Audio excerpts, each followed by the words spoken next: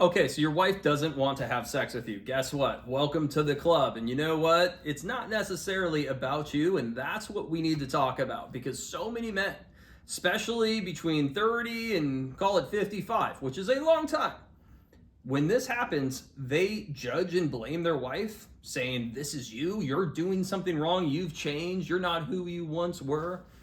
And then they also feel like they've done something wrong. This is my fault. What did I do? Is she cheating on me? What's going on?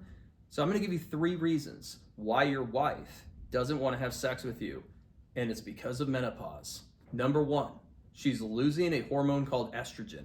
She's losing 3 hormones. We'll talk about the first one, estrogen. The reason why this is important is estrogen is a natural lubricant in the body.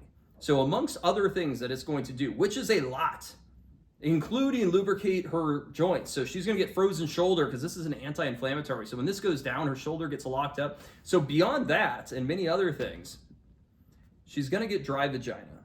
And dry vagina happens because she loses this natural lubricant in the body. So sex actually hurts.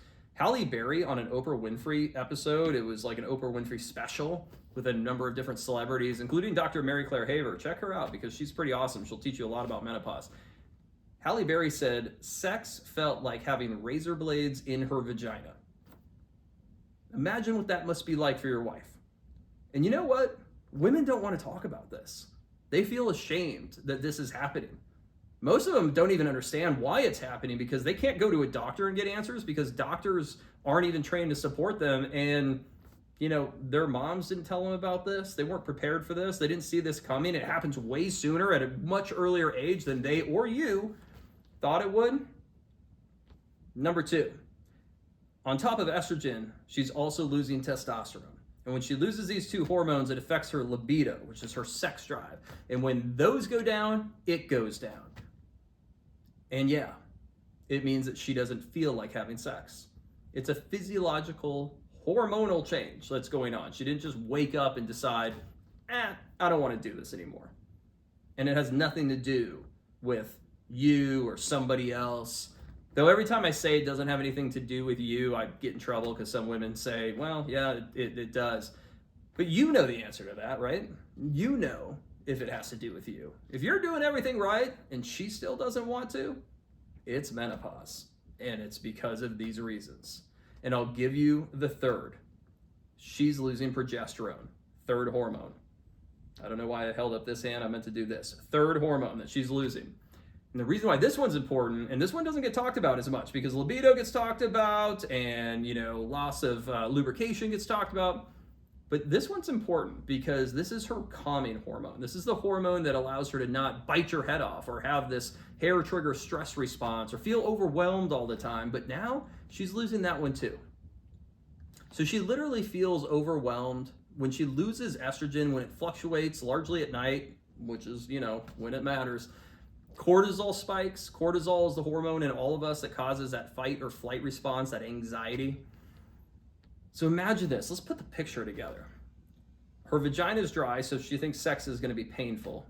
She's got cortisol spiking, so anxiety is happening, which, probably doesn't mean she's real interested in having sex. And then she's losing that calming hormone, so she can't relax, and she has this state of overwhelm. And on top of all of this, she's exhausted. And you're laying there saying, why won't you give it to me? Well, you probably wouldn't either if you were going through all of that. Now you can imagine this is a critical moment. This is why over 60% of divorces happen during menopause years. 73% of the women in those divorces attributed menopause to the cause of their divorce. Those divorces were largely initiated by women. And there's a reason for that. Correlation between the fact that those are happening during the menopause years and women are initiating them. And I think it has to do with this. Yes, communication breakdown. Yes, other issues. Yes, other communication, whatever. But I think this is a big piece of it. Because this is often between a man and a woman or a partner. This is what breaks things apart. When this doesn't work, everything else seems to not work. When intimacy falls apart, the whole thing goes. But this is falling apart out of her control. And then she's got a husband who's judging her, he's blaming her, he's pissed at her about it. Imagine how that makes her feel, on top of the guilt and the shame that she's already feeling because of what's happening to her body. How much longer do you think she's going to put up with that?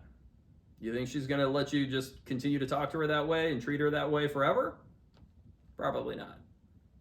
So it kind of makes sense what's going on.